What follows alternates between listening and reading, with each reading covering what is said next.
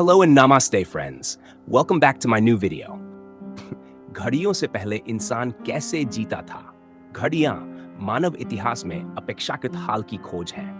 आधुनिक कलाई घड़ियां तो केवल कुछ 100 वर्षों पुरानी है, लेकिन इंसान लाखों वर्षों से पृथ्वी पर रह रहा है। ऐसे में यह जानना दिलचस्प है कि घड़ियों के आविष्कार से पहले लोग अपना जीवन कैसे व्यवस्थित करते थे, समय कैसे पहचानते थे और दैनिक गतिविधियों की योजना कैसे बनाते थे। आज समय को मिनटों और सेकंडों में बांधकर देखना आम बात है, लेकिन प्राचीन काल में समय की अवधारणा बिल्कुल अलग थी, ज्यादा प्राकृतिक, लचीली और परिस्थिति आधारित। 1. प्राकृतिक संकेतों से समय की पहचान। घड़ियों के अभाव में मनुष्यों के पास प्रकृति ही सबसे बड़ा सहारा थी। सूर्योदय, सूर्यास्त, ऋतुएं, चंद्रमा के चक्र, मौसम में बदलाव, ये सभी उनके लिए समय मापने के साधन थे। सूरज की चाल देखकर लोग अंदाजा लगाते थे कि सुबह का कौन सा पहर है। सूर्यास्त के बाद दिन समाप्त समझा जाता था और रात का आरंभ हो जाता था। रात के समय तारों की स्थिति देखकर दिशा और समय दोनों का अनुमान लगाया जाता था। उस समय समय को घंटे या मिनटों में नहीं, बल्कि पहरों या प्राकृतिक अवस्थाओं में समझा जाता था, जैसे भोर, प्रातः, मध्याह्न, संध्या, रात्रि इत्यादि। पहर और प्राकृतिक दिनचर्या। भारत सहित कई प्राचीन सभ्यताओं में दिन को 8 पहरों में बांटा जाता था। हर पहर लगभग 3 घंटे का माना जाता था, लेकिन यह सटीक न होकर अनुमान पर आधारित होता था। लोगों की दिनचर्या इस प्रकार होती थी: पहला पहर सूर्योदय और काम की शुरुआत, दूसरा और तीसरा पहर कृषि, शिकार, घर के काम, चौथा पहर विश्राम और भोजन। रात्रि के पहर पहरेदारों, चरवाहों या यात्रियों के लिए उपयोगी होते थे। पहर प्रणाली लोगों को समय का मोटा अंदाजा देती थी, जिससे समाज के सामूहिक कार्य सुचारू तरीके से चलते थे। 3.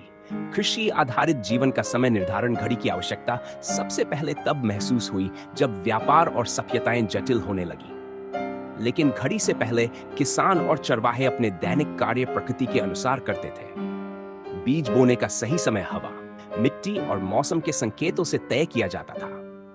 फसल काटने का समय सूर्य की गर्मी, बारिश की आवृत्ति और पौधों की स्थिति देखकर तय होता था। पशुपालन के लिए सुबह और शाम का समय स्वाभाविक रूप से पहचाना जाता था। इसलिए घड़ी न होने पर भी जीवन बहुत व्यवस्थित था, बस वह प्रकृति की गति के अनुसार चलता था। 4.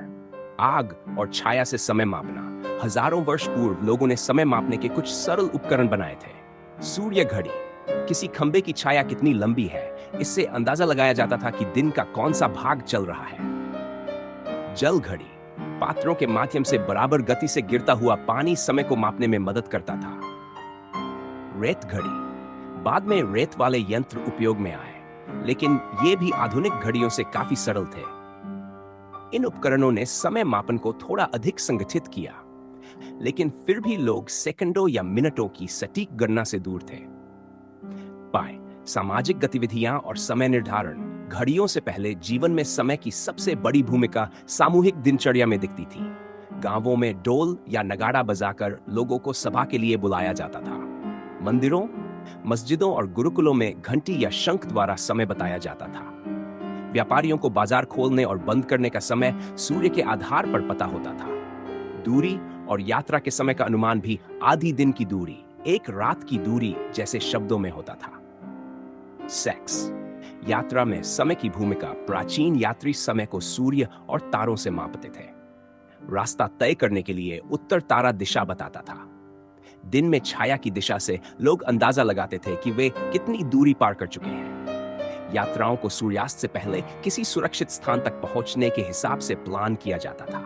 इस प्रकार समय एक वैज्ञानिक नहीं, बल्कि अनुभव आधारित अवधारणा थी। घड़ी न होने पर भी जीवन आसान क्यों था?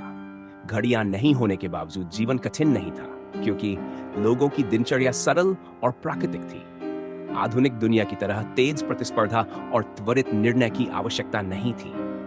जीवन का हर कार्य, खेती, भोजन, सफर, आराम, प्रकृति के संकेतों से शासित था। लोग समय के बजाय कार्य पूरा करने को प्राथमिकता देते थे। ये धीमी मगर सहज गति जीवन में कम तनाव और अधिक संतुलन लाती थी।